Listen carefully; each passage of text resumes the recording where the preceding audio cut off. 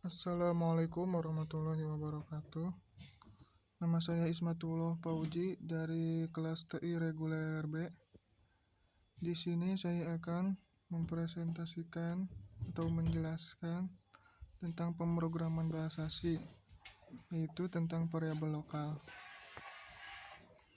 Variabel pertama, saya akan menjelaskan apa itu variabel. Variabel adalah lokasi penyimpanan dan terkait nama simbolis yang berisi beberapa kuantitas yang diketahui atau tidak diketahui, atau informasi nilai. Nama variabel di kode sumber komputer adalah pengenal yang dapat terikat ke nilai selama waktu berjalan, dan nilai yang dapat berubah selama program eksekusi. Nah, variabel ada dua. Di sini saya hanya mengambil dua variabel, yaitu variabel global dan variabel lokal. Yang pertama adalah variabel global. Apa itu variabel lokal? Variabel global. Variabel global merupakan variabel yang dapat digunakan atau dipanggil oleh semua fungsi.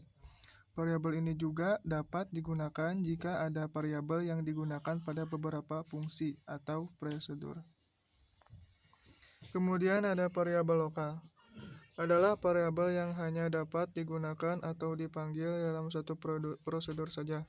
Variabel lokal ini hanya dikenal oleh fungsi tempat variabel tersebut dideklarasikan dan tidak ada inisialisasi secara otomatis. Saat variabel dibuat, nilainya tidak menentu.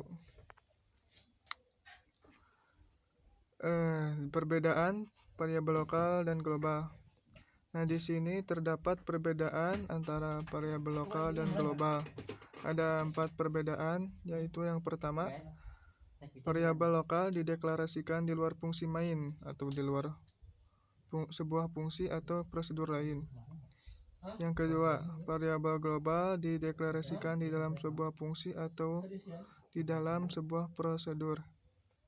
Yang ketiga, variabel lokal hanya dikenali oleh suatu fungsi atau prosedur saja, hanya dikenali pada fungsi prosedur tempat variabel tersebut dideklarasikan. Variabel global dapat digunakan atau dipanggil atau dikenali sebuah fungsi prosedur dikenali seluruh program. Nah, seperti gambar pada berikut ini. Ini adalah contoh codingan tentang variabel lokal.